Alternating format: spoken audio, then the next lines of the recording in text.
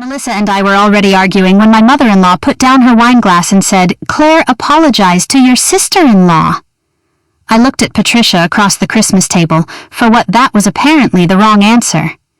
There were 11 of us squeezed around Patricia and Robert's dining room table with Christmas music playing softly from somewhere in the living room, and a ham sitting between two casserole dishes nobody had touched in 10 minutes. My 3-year-old daughter Lucy had reached for a glass angel hanging from the little decorative tree behind her chair. I'd caught her hand before she touched it. "I've got her, sweetheart," I said. Melissa had leaned back and sighed. "You always think you've got everything handled." I looked at her. "Excuse me, you heard me. Then say what you mean." Daniel, my husband, glanced at me from beside Lucy. Claire. That one word irritated me more than it should have. Not because he was being rude, because I knew what it meant. Please don't. For 12 years, that had been Daniel's preferred method of dealing with his family. Don't answer. Don't react. Don't give Mom anything to work with. It worked beautifully for everyone except me. Melissa shrugged. "I just think maybe if you watched her more closely, Mom wouldn't have to worry about Lucy breaking things. I was watching her. That's why she didn't touch it." There you go again. There I go doing what Patricia cut in. Enough. Melissa was trying to help. No, she wasn't. The table went quiet. Patricia stared at me. I'd seen that expression before. Usually I backed off when it appeared. Christmas seemed like a particularly stupid night to stop. "Claire, she said you're embarrassing yourself." I almost laughed. "I'm sitting in a chair talking, Patricia. You're picking a fight in my home." Melissa made a comment about my parenting. She made an observation. Of course she did. Melissa pushed her chair back an inch. "See, this is why nobody can say anything to you." I looked at her. "If you have something to say about how I raise my daughter, Melissa, say it clearly." Patricia's voice sharpened. "Apologize." "No, I remember Robert saying, 'Patty, maybe we should just eat.'" Nobody listened to him. Patricia came around the table. I thought she was going to take Lucy into the living room. Instead, she stopped directly in front of me. "You have been disrespectful to this family since the day Daniel brought you into it." I stood because I suddenly hated having her tower over me. I'm not apologizing because Melissa insulted me and I answered her. The first slap came so quickly I didn't understand what had happened until my face was turned toward the Christmas tree. "Someone gasped," Mom Daniel said. Patricia slapped me again. Then a third time. Not movie slaps, nothing dramatic, just 3 ugly fast cracks from a 68-year-old woman who had decided she was allowed to put her hands on me. "You're trash," she spat. "My son deserves better." I heard Daniel's chair scrape behind me. Then Patricia pointed past me, at Lucy. "Take that trash and get out." That was the moment the room changed. Lucy didn't know what trash meant. She knew Grandma was yelling. She knew her mother had just been hit. And she knew everybody had stopped moving. Her little face crumpled. "Mommy!" Daniel was on his feet before I reached her. He grabbed Lucy's coat from the back of the chair, then took my hand. "Let's go." Patricia actually looked surprised. "Daniel, don't be ridiculous." He kept walking. "Daniel." Nothing. I picked Lucy up and she buried her face against my shoulder.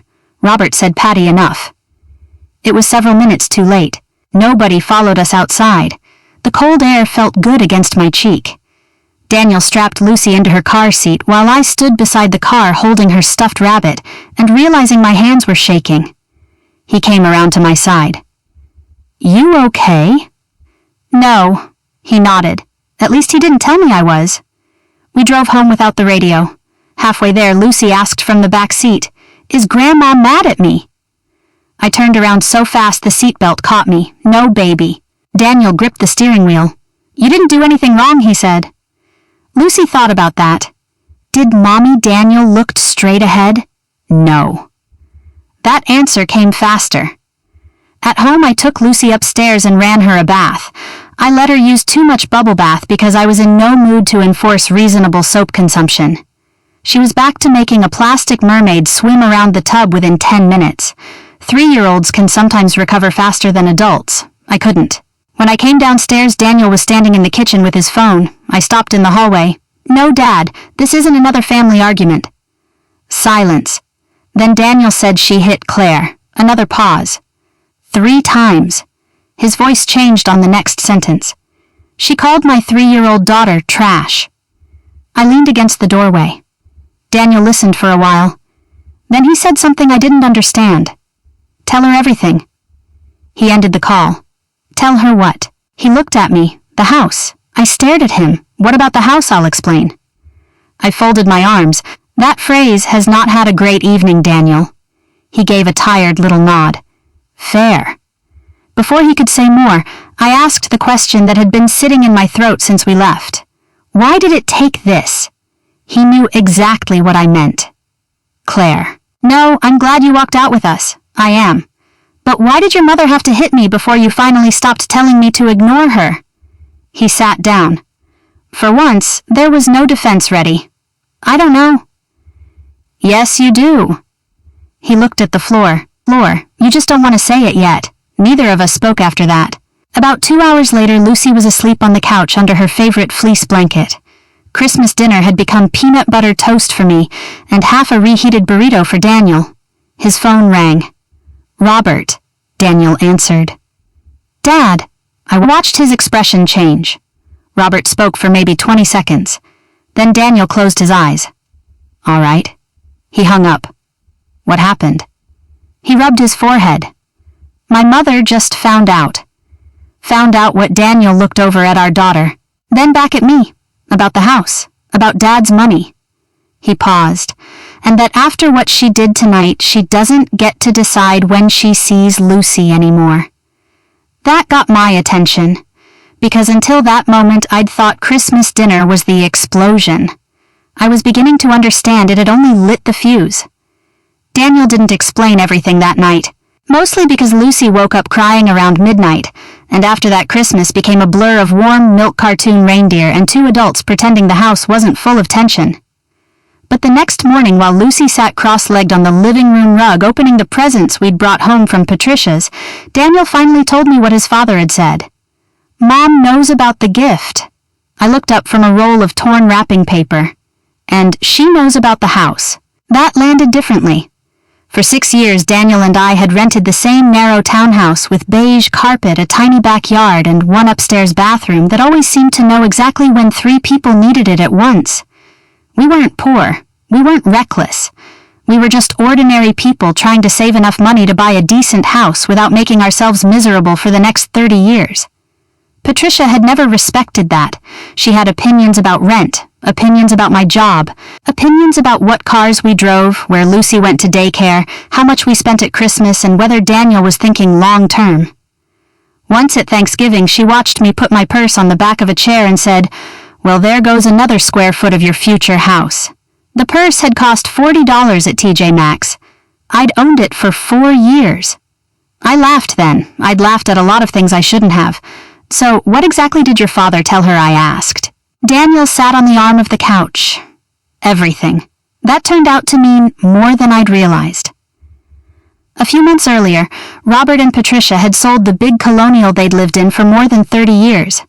Their new condo was smaller, easier to manage, and according to Patricia, more civilized than maintaining half an acre for no reason. After the sale, Robert had told Daniel privately that he wanted to give both him and Melissa an equal amount of money now, instead of waiting until some future inheritance. Not millions. Nothing dramatic. Enough to matter. Enough to change the timing of our lives. Daniel and I had been saving for years. His father's gift finally pushed us over the line. We found a 3-bedroom house in an older neighborhood about 20 minutes away. Brick front, fenced yard, original hardwood floors upstairs. The kitchen was outdated and the basement smelled faintly like somebody's 1978 bowling shoes, but it was solid. Lucy loved it immediately. She walked into the smallest bedroom, pointed at the maple tree outside the window, and said, "This one is mine." We were supposed to close on December 27th, 2 days after Christmas. Patricia knew none of it. Dad asked me not to tell her yet, Daniel said, because he gave me a look. You know why? Yes, I said. I'd like to hear you say it. He sighed, because he knew she'd make it a war. There it was. Everybody knew. Everybody adjusted. Everybody waited for the weather system named Patricia to pass through. What did she think the money was going to be used for? Mostly Melissa. I wasn't surprised. Melissa had been separated from her husband for 7 months and was burning through savings faster than she liked to admit. Legal fees, rent on a new place, 2 teenagers, 1 car payment she couldn't really afford. Patricia had been quietly covering things. Robert didn't mind helping Melissa. What he minded was the assumption that everything left over from the house sale should simply become Melissa's emergency fund. So he split some of it equally, I said. Right. And she thinks I talked him into giving you your share, pretty much. I leaned back. Of course she does. Daniel's phone rang. We both looked at it. Mom. He let it ring twice before answering. Hi, Mom. I could hear Patricia immediately. Not the words, the tone, sharp, fast, offended. Daniel stood and walked toward the kitchen. I followed. What do you mean how much he said? Dad gave me what he wanted to give me. Patricia's voice rose. Daniel held the phone away from his ear. I could make out one sentence. She put him up to this. Daniel looked at me.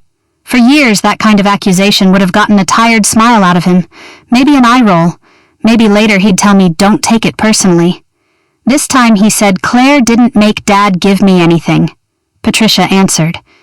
Daniel's mouth tightened. No, Mom. Another burst. Then came the line I'd heard more times than I could count.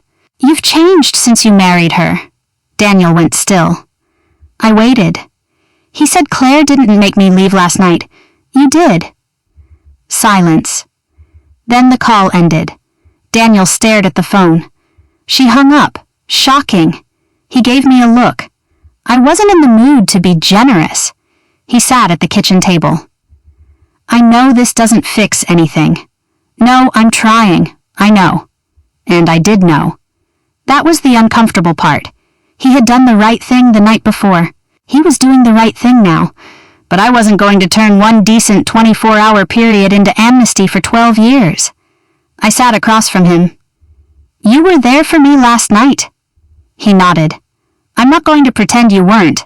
He looked relieved for half a second. Then I said, but last night didn't start last night. The relief disappeared.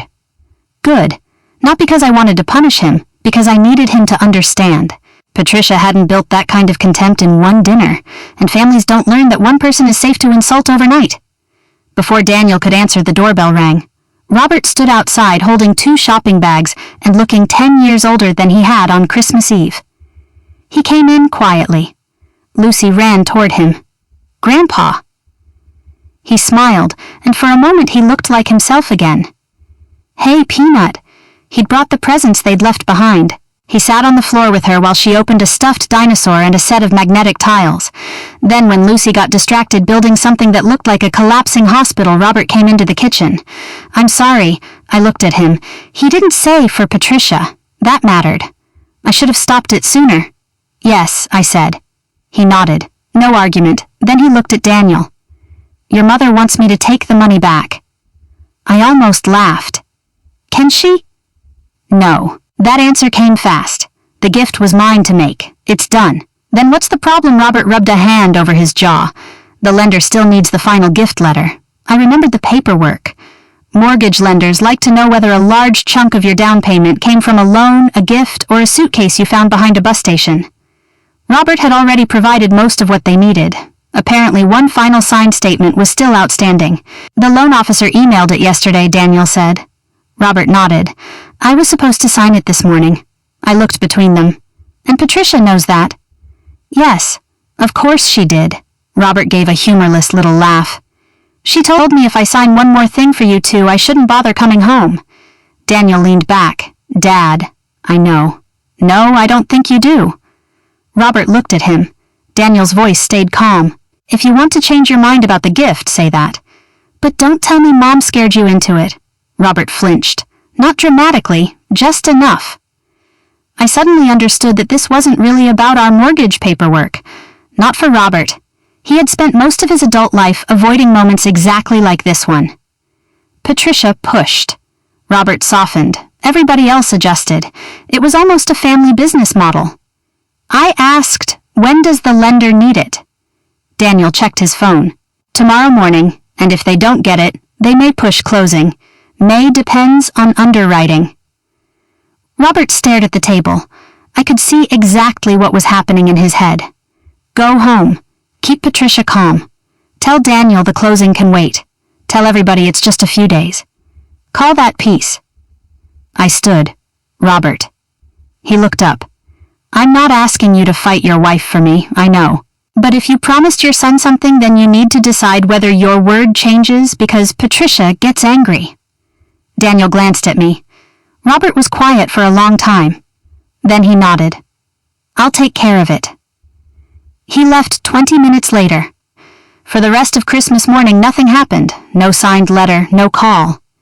By late afternoon, Daniel was pacing between the kitchen and living room. Maybe we should just delay, he said. I looked at him. What? The house, a few days. Let this settle down. There it was. The old instinct. Wait until Mom calms down. Let everything else move around her. I said, if we delay because we want to, fine. He stopped pacing. But if we delay because your mother frightened your father out of signing one form, then nothing has changed. Daniel didn't argue. That was when his phone buzzed. An email. He opened it. For a second he just stared at the screen. Then he turned it toward me. The signed gift letter was attached. A minute later Robert called. Daniel answered on speaker. His father sounded tired, but different. I signed it. Daniel said, "You okay?" Robert exhaled. Your mother gave me an ultimatum, and I decided I'm too old to keep pretending an ultimatum is a conversation. I looked at Daniel. Robert went quiet for a second. Then he added, I should have learned a long time ago that peace you buy with somebody else's dignity isn't peace. That was the first time I heard Robert say something that made me think maybe Christmas had broken more than one old habit. It also made me wonder how many others were still waiting to come apart. The signed letter should have made me feel better. For about 12 hours it did. Then the loan officer called the morning after Christmas and reminded me that buying a house is apparently the financial equivalent of being searched at the airport. We have the gift letter, she said, and underwriting is reviewing the updated file. I just don't want to promise Friday until they sign off, so we're not cleared to close, not yet. I looked across the kitchen at Daniel. He was making coffee and pretending not to listen. What happens if they don't sign off today? We'd probably need to push closing. Probably. My least favorite word in the English language when money is involved. Okay, I said. Call me when you know. After I hung up, Daniel slid a mug toward me. Could be worse. That's what people say immediately before something gets worse. He almost smiled. Almost. The truth was, I wasn't worried that Patricia could somehow steal the house out from under us. She couldn't. What bothered me was the familiar pattern. She got angry, and suddenly everybody else's schedule changed. Robert had spent Christmas being threatened in his own home. Daniel and I were talking about delaying a closing. Melissa was calling relatives, and Patricia, as far as I knew, was sitting in her condo furious that the rest of us had somehow ruined her holiday. Around 11, someone knocked. Daniel looked through the front window. Melissa. Oh, good. Maybe she's selling cookies. Want me to tell her to leave? I thought about it. No. Melissa was standing on the porch in jeans and a long gray coat, looking nothing like the woman who'd been needling me across Patricia's Christmas table. Can I come in? Depends. On what weather your mother sent you. She didn't. I stepped aside. Daniel took Lucy upstairs to get dressed, which I appreciated. Whatever Melissa wanted, I didn't want my daughter sitting in the middle of it. Melissa stayed standing. I came to say I'm sorry. For which part? She winced. Fair enough. For Christmas. That narrows it down to about 6 things. Claire. I waited. She finally said I should have done something when Mom hit you. Yes, I froze. So did everybody else. I know, there wasn't much to add. She sat on the edge of the couch. I didn't think she'd do that. Neither did I. And what she said about Lucy was disgusting. I looked at her carefully. That was the first time anyone besides Daniel or Robert had said it that plainly. Then Melissa ruined the moment. I just wish none of this money stuff had happened at the same time. There it was. What money stuff? She looked at me like we both knew. Dad giving Daniel all that money. He gave you the same amount. That's not the point. It feels fairly close to the point. She stood again. You don't understand what's happening with me. Then explain it. So she did. Her separation was uglier financially than she'd admitted. Her husband had moved out. Attorneys were involved. Their oldest needed braces. The lease on her SUV had turned into another problem. Patricia had been telling her for months not to worry. "We'll take care of you." Melissa had heard that as a promise. Then she found out Robert had divided the money equally. "I thought there'd be more available," she admitted. "For you." She looked away. Yes, at least she said it. I softened a little. Not because she was entitled to Daniel's share, because fear makes people ugly sometimes. I'd been afraid of money before. Most adults have. "Melissa, your father didn't take something from you and give it to Daniel." "I know." "Do you?" She nodded. Then she said something strange. "Mom's never really thought this was about money anyway." "What does that mean?" Melissa hesitated. "Do you remember when Daniel turned down Uncle Rick's job?" Of course I remembered. It was maybe 8 years earlier. Daniel's uncle owned a larger electrical contracting company 2 counties over and had offered Daniel a supervisory position. Good salary, company truck. Also, long hours, family politics, and an uncle who thought weekends were a rumor. Daniel said, "No, Patricia blamed me." She said I didn't want him working with his family. Melissa nodded. "Mom still talks about it." "I know." Melissa rubbed her palms against her jeans. "You didn't tell him to turn it down. It wasn't a question. No, I know." I stared at her. How she looked toward the stairs. "Daniel told me." When, back then. Something inside me went very still. "He told you he said he didn't want Uncle Rick as his boss. He knew they'd end up fighting. And you knew that for 8 years." Melissa's face tightened. "I didn't think it mattered this much." I gave a short laugh. "Your mother has used that job as Exhibit A in the case against me for almost a decade." "I know, apparently everybody knew except the defendant." "Claire." Did Patricia know? No, did Daniel ever correct her? Melissa didn't answer. She didn't need to. Daniel came downstairs a few minutes later. He saw my face, then Melissa's. "What happened?" I looked at him. "Did I make you turn down your uncle's job?" He stopped. Melissa stood. "I should go." "Yes," I said. "You should." The front door closed behind her. Daniel stayed near the stairs. "No, no, no, what you didn't make me turn it down." "Did your mother think I did?" "Yes." "Did you know she thought that he rubbed the back of his neck?" "Yes." There are moments in a marriage when you discover something enormous. This wasn't one of them. That was almost worse. It was small, cowardly, ordinary. Exactly the kind of thing that can sit unnoticed inside a marriage for years. "Why didn't you correct her? I thought she'd get over it." "She brings it up every Thanksgiving." "I know. She told people I was isolating you from your family." "I know. She treated me like I stole some great future from you." "I know. That third I know did it." I stood.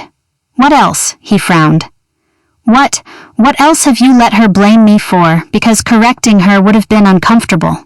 "Claire, no, don't Claire me. Answer." He looked toward the floor, and there it was again. Silence, not confusion, inventory. I felt more tired than angry. You actually have to think about it. I screwed up. "That's not an answer, I know." I picked up my coffee. It had gone cold. Perfect. Daniel sat down at the table. "I didn't sit around planning to make you the bad guy. I know you didn't." That surprised him. I continued. "You just discovered it was convenient." He looked at me. Neither of us had anything useful to say after that. Around 4 that afternoon, my phone rang. The loan officer. "Claire, good news. Underwriting has the signed gift documentation. We're working toward Friday." "Working toward," she laughed. "I know. Mortgage people have commitment issues." That got a reluctant smile out of me. After we hung up, Daniel asked, "Good, better." The house was still moving forward. Our marriage felt considerably less certain. That evening, Robert called to check whether the paperwork had gone through. I thanked him. He said, "You shouldn't have had to worry about it." Then he paused. "Claire, I'm sorry about more than the form. I didn't rescue him from the silence." He continued, "I've spent a lot of years telling myself Patricia calms down faster if nobody pushes back. Does she?" No, that answer almost made me laugh. Robert sighed. "I think maybe everybody else just got quieter." After we hung up, I found Daniel in the kitchen loading the dishwasher badly. I watched him put a saucepan where plates belonged. Under normal circumstances, I would have fixed it. I didn't. Tomorrow, I said, I want the whole list. He turned. What list? Every decision your mother blamed on me that was actually yours. He stared at me for a second, then nodded. Okay. I went upstairs. For the first time since Christmas dinner, Patricia wasn't the person I was most angry with, and somehow that frightened me more. The next morning, Daniel made the list. Not on paper. That would have been almost funny. We sat at the kitchen table while Lucy watched Bluey in the living room, and my husband walked me through 12 years of decisions I'd apparently made without knowing it. Thanksgiving at your mom's, he said. I stared at him. My mother had just lost Dad. I know. Patricia had complained for months that I'd pulled Daniel away from his family that Thanksgiving. You wanted to go? I said. Yes. Did you tell her that he looked down at his coffee? No, I nodded. Next. The Outer Banks trip. That one took me a second. You hated that rental house. I did. You said sharing 2 bathrooms with 14 people wasn't a vacation.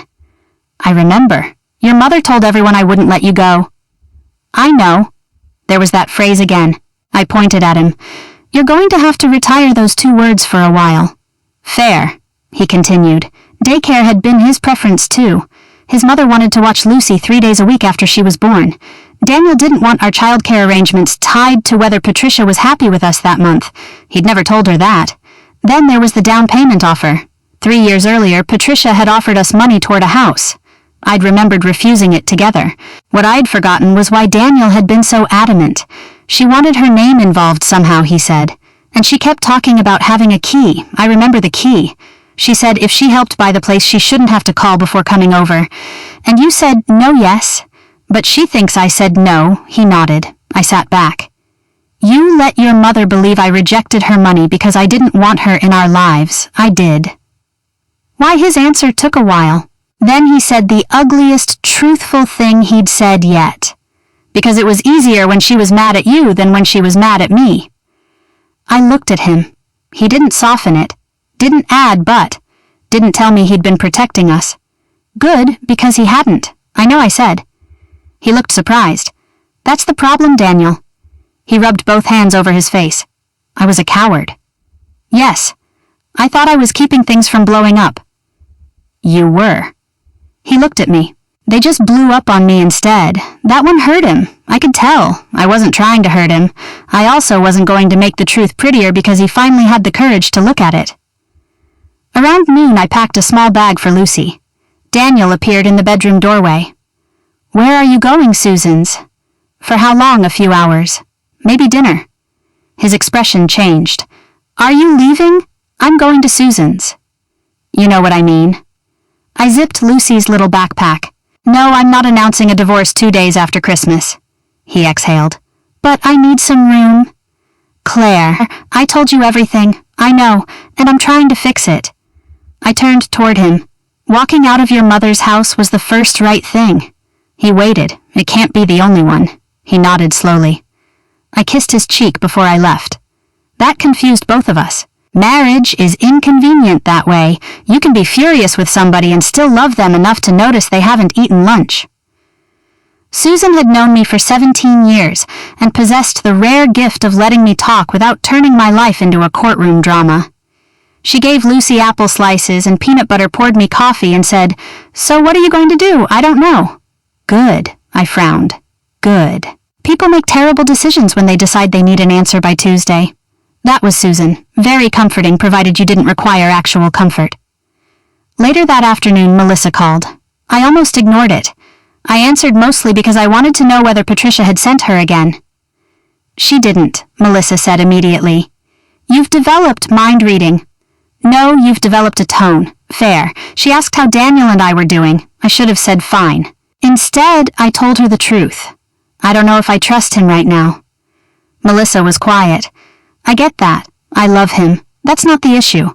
What is I need to know whether he's actually changing or just reacting because Christmas got ugly? I looked through Susan's kitchen window. Lucy was in the backyard trying to put a scarf on Susan's extremely patient Labrador. I need some room to figure that out. Melissa said she understood. That should have been the end of it. An hour later, Daniel called. Did you tell Melissa you're leaving me? I closed my eyes. No, Mom just called and said you're planning to take Lucy and leave. I knew immediately. Melissa, apparently. I hung up and called her. She answered with, Claire, I can explain. Never a promising opening. You told Patricia. I didn't say you were leaving him. You told her I needed space. She was upset. She kept asking what was going on and you carried information straight back to her. I wasn't trying to hurt you. Melissa, you keep saying you don't want to be like your mother. Silence. Then stop carrying information back to her. She didn't defend herself this time. I'm sorry. I believe you. That seemed to surprise her. But don't do it again. When Lucy and I got home, Robert's car was outside. He was sitting with Daniel in the kitchen. I wanted to talk to you, he said. Daniel started to stand. Robert shook his head. No, you should hear it too. He looked at me. I owe you an apology. For Christmas, for a lot longer than Christmas. He told me that for most of his marriage he'd treated Patricia's anger like a kitchen fire. Smother it fast. Don't ask what started it. If she was angry at Daniel, smooth it over. If she was angry at Melissa, fix the problem. If she was angry at me, apparently the easiest solution was to tell me not to take it personally. You didn't keep the peace, Robert, I said. He looked at me. You just kept moving the discomfort onto whoever complained the least. He sat with that, then nodded. You're right. My phone rang before I could answer. The loan officer. I stepped into the hallway. Claire, you're clear to close Friday morning. I actually leaned against the wall. Really, 9:30. Bring your IDs and prepare to sign your name approximately 800 times. I laughed. It was the first genuine laugh I'd had since Christmas Eve. When I returned to the kitchen, Daniel could tell from my face. We're cleared. He stood and hugged me. I let him. For maybe 30 seconds, the whole mess felt smaller. We had made it through the paperwork. Robert had stood by his word. Daniel was finally telling the truth. Maybe Patricia had finally realized she'd gone too far. Then Daniel's phone buzzed. He read the message. His eyebrows lifted. He handed me the phone. It was from Patricia. I was wrong. I want to apologize to Claire. Please bring Lucy tomorrow. I read it twice.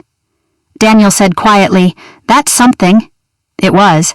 Patricia Bennett did not say I was wrong. Not in my experience. Maybe Robert had gotten through to her. Maybe Christmas had frightened her too. Maybe losing control for once had forced her to look at herself. I wanted to believe that. 20 minutes later, my phone rang. Daniel's Aunt Carol. After some awkward Christmas small talk, she said, I hope you and Patricia can work this out. She's devastated. I imagine everybody is. She says you won't let her see Lucy. I looked at Daniel. Carol continued, She thinks you're using the baby to punish her. There it was. I thanked Carol and ended the call. Daniel didn't ask. He'd heard enough. I handed him his phone back. Your mother's apology isn't an apology. His shoulders dropped. No, she wants access. He sat down. For once he didn't tell me to give Patricia a chance. He just said, then she can explain herself in front of everyone. I looked at him. Everyone who was there. Robert nodded slowly. Maybe that's what should have happened years ago. I wasn't excited about another Bennett family gathering. The last one had gone exceptionally badly. But this time, Lucy wouldn't be there. And this time, I wasn't going to sit quietly while everybody else decided what had happened to me. We met the next afternoon at a restaurant Robert chose about 15 minutes from his condo. Neutral territory. That was my condition. My other condition was that Lucy wouldn't be there. Susan had her for the afternoon, and when I dropped her off, Lucy barely looked up from the dollhouse long enough to say goodbye. I was grateful for that. Whatever happened at that table, my daughter had already attended one Bennett family meeting too many. When Daniel and I walked into the private dining room, everyone else was there. Robert, Patricia, Melissa, Daniel's Aunt Carol, and his cousin Mark, both of whom had been at Christmas dinner. Patricia looked behind us. Where's Lucy? Not hello, not how are you. Where's Lucy? I took off my coat. She's not part of this conversation. Patricia's lips tightened. I thought the point was to put this family back together. The point is to talk about what happened. I know what happened. Good. That should save time. Daniel glanced at me. I wasn't trying to be funny. It just came out that way. We sat. Nobody ordered food. Some poor waiter came in with menus, took one look at the room, and apparently decided bread service wasn't worth dying for. Patricia started. I asked everyone here because I want to apologize. I waited.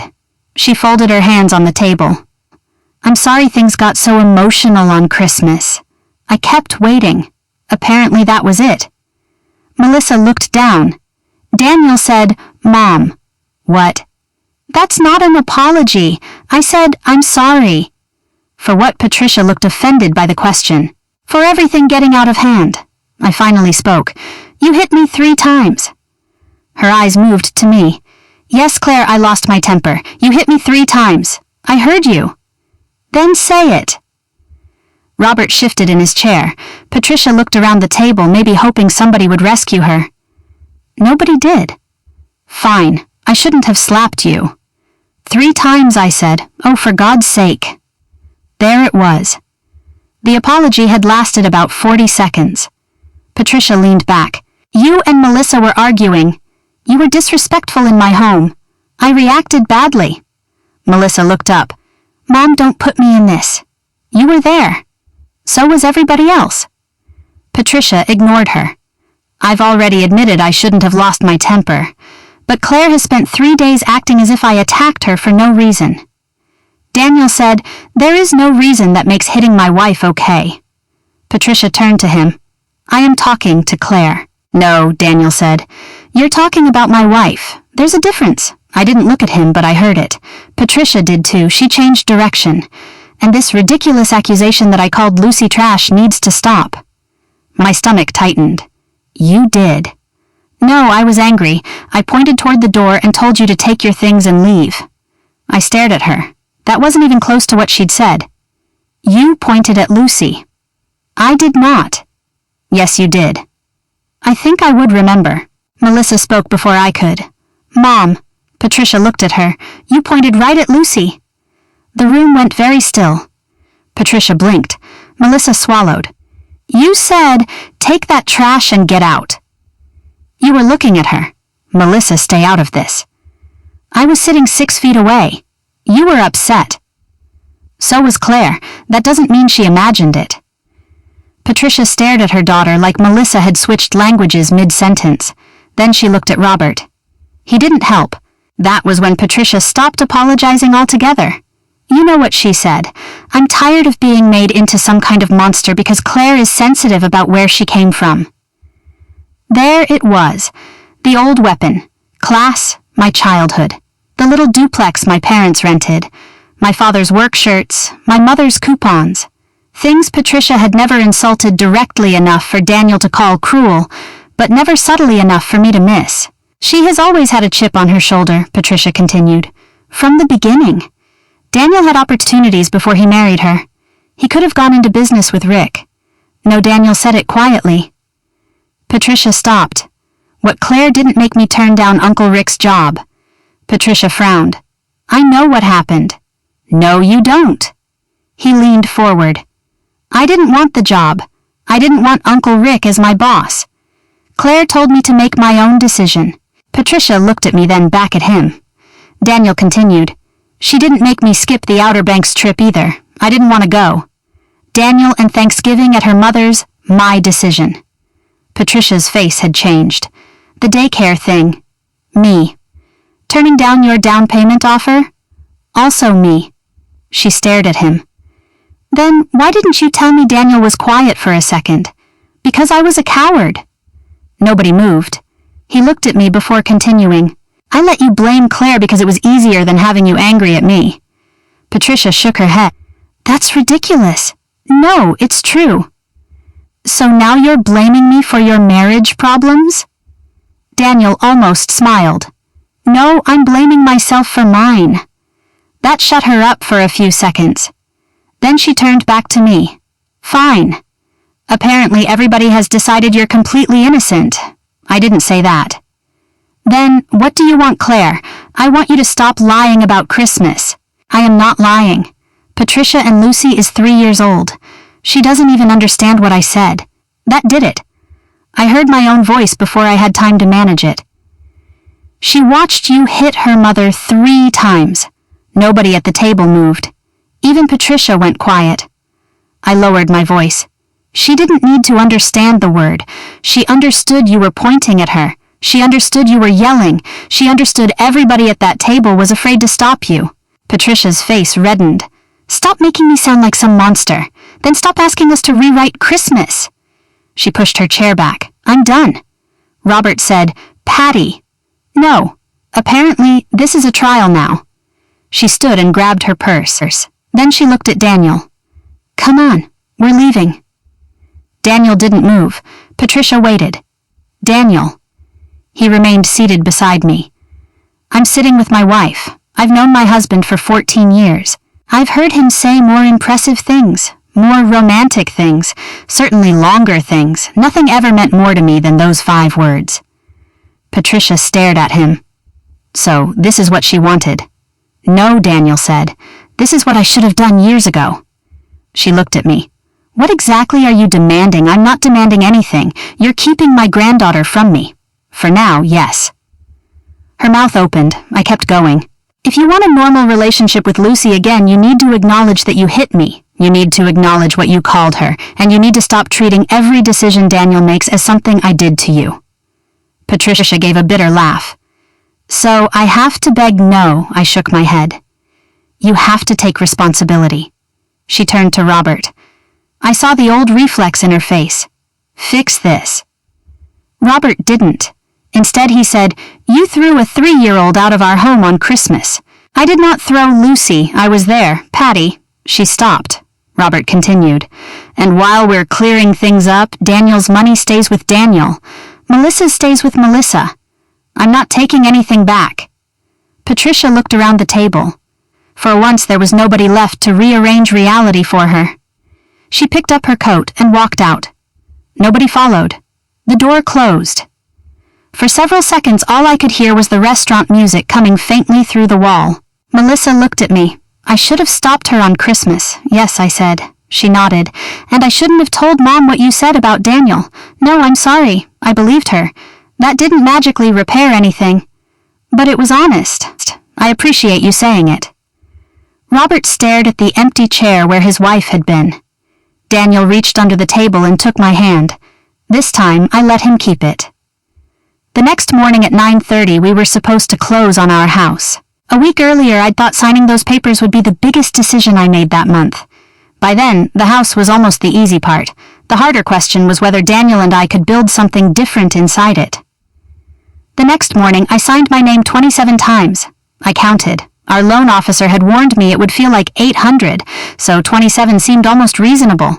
Daniel and I sat side by side in a conference room at the title company, while a woman named Joanne slid papers across the table and explained taxes, escrow, insurance, and several other things I would have sworn we'd already discussed 6 times. Lucy was with Susan again. I was grateful. Buying a house is exciting for adults. For a 3-year-old, it's mostly watching your parents sign paper while being told not to touch a stapler. Joanne handed Daniel another document. He signed it, then passed the pen to me. No more hiding behind you, he said quietly. Joanne glanced up. I imagined she'd heard stranger things at closings. I looked at my husband. Then don't. I signed. That was it. No grand declaration. No promise that everything between us was suddenly fixed. Just 2 people putting their names on the same page and understanding that the harder agreement wasn't written there. By lunchtime, we had the keys. When we picked Lucy up and drove to the house, she screamed before Daniel had completely stopped the car. My tree. She meant the maple outside her bedroom. She ran through the front door, up the stairs, and directly into the smallest bedroom. This is mine. Daniel leaned against the doorway. We gathered that. She pointed at the window. And the tree. The tree is outside. My tree is outside. Apparently property law worked differently when you were 3. We ate pizza on the living room floor because our furniture wasn't coming until the next day. There were cardboard boxes everywhere, no curtains, and 1 light fixture in the hallway that made a faint buzzing sound. It was perfect. Not because it was some dream house, it wasn't. The kitchen cabinets were older than our marriage, and the upstairs bathroom had a blue sink that looked like it had survived several presidential administrations. But nobody could walk through the front door because they believed family entitled them to do it. That afternoon, Daniel came back from the hardware store holding 2 extra keys. He put one on my key ring. Then he held up the other. "Who gets this one?" I looked at it. 3 years earlier, Patricia had offered us down payment money and talked about her future house key before we'd even looked at a house. I opened the kitchen junk drawer. Nobody yet. Daniel dropped it inside. Works for me? Patricia didn't speak to me for almost 6 weeks. She spoke about me quite a bit. I know because relatives have a remarkable ability to deliver information nobody requested. One aunt called Daniel to say his mother was heartbroken. Another said Patricia felt we'd taken her granddaughter away. Daniel stopped explaining. That was new. He'd say Mom knows what happened, or she knows what she needs to do. Then he'd change the subject. He didn't say Claire isn't comfortable. He didn't say Claire thinks we should wait. He didn't make me the border guard anymore. They were his boundaries, too. Robert changed in quieter ways. Patricia tried using him as a messenger at first. "Your mother wants to know if Lucy can come over Sunday." Daniel asked, "Does Mom have my number?" Robert laughed. Point taken. A couple of weeks later, he told us he'd started seeing a counselor. I was surprised. "So you and Patricia are going together?" "No," he shook his head. "This one's for me." He said he'd spent 45 years believing that avoiding conflict made him easygoing. His counselor had apparently introduced him to the inconvenient possibility that sometimes it just made him unavailable. "I liked my version better," he told me. I bet. Melissa and I took longer. She apologized again for repeating what I'd told her. I accepted it. That didn't mean I started calling her every afternoon. Trust isn't a light switch. But she stopped defending Patricia automatically, and I stopped assuming every phone call from her came with an agenda. During her separation, she also began handling more of her own financial problems, instead of letting Patricia promise to fix everything. We became civil, then occasionally friendly. For sisters-in-law, that qualified as significant progress. Patricia finally called me in February. "Can we meet?" I almost said no. Instead, we met at a coffee shop halfway between our houses. Public, neutral, old habits die hard. She arrived before me. For the first 10 minutes she talked around Christmas. She'd been under stress. Melissa's separation had worried her. Selling the old house had been emotional. She'd had wine. She felt excluded from Daniel's plans. I listened. Then I picked up my purse. Patricia stopped. "Where are you going home? I haven't finished." "I think you have." She stared at me. I stood. Then she said, "Claire." Something in her voice made me wait. She looked down at her coffee. "I hit you." I sat back down. She swallowed. 3 times. I said nothing. And I called Lucy trash. There was a long pause. There isn't an excuse for either one. That was all I'd wanted from her. Not humiliation, not begging, reality. "Thank you for saying what actually happened." She nodded. Then, because she was still Patricia, she waited approximately 15 seconds before asking, "When can I see Lucy?" I almost smiled. "Daniel and I will talk about it."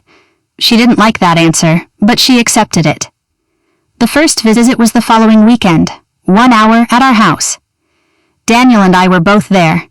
Patricia brought Lucy a coloring book, and to her credit didn't arrive with a truckload of guilt disguised as presents. Things weren't magically normal afterward. Sometimes Patricia slipped.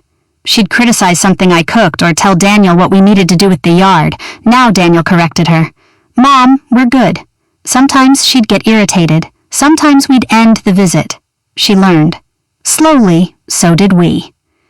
By the following Christmas, I decided I wanted to host dinner. Not 20 people, not a performance, just Robert, Patricia, Melissa, and her kids, Susan, and us. Halfway through dinner, Lucy knocked over the cranberry sauce. It slid across the tablecloth in one spectacular red wave. Everybody froze, even I did. Patricia looked at the mess, then at Lucy. Lucy looked terrified. Patricia stood, grabbed a dish towel, and said, "Well, that's why somebody invented washing machines." I laughed. I couldn't help it. Robert laughed too. The room relaxed. and no, that moment didn't erase the Christmas before. I didn't want it to. For years I'd confused endurance with maturity. I thought being a good wife meant absorbing one more insult because answering back might make dinner uncomfortable. Daniel thought being a good son meant keeping his mother calm. Robert thought being a good husband meant preventing arguments. Melissa thought accepting Patricia's help meant accepting Patricia's version of everything. We had all called it peace. Mostly it was fear with better manners. Later that night, Lucy stood in front of our Christmas tree hanging ornaments. She put one silver star about 3 inches from the floor. Daniel bent down and moved it higher. Lucy frowned, took it off, and put it right back where she'd had it. I said I'd leave it. Daniel raised both hands. I'm learning. After everyone went home, I was putting away leftovers when I opened the kitchen junk drawer. The spare key was still there. Patricia didn't have it. Robert didn't have it. Melissa didn't have it. Maybe someday somebody would. That wasn't really the point anymore. For years, Patricia had acted as if she was deciding whether I belonged in her family. It took me until 44 to understand she'd been asking the wrong question. I already had a family, and this time nobody else got to decide what happened inside its front door. If you've ever had to draw a boundary with someone you still loved, you probably know it isn't as simple as walking away. Sometimes the hardest part is learning how to stay without disappearing.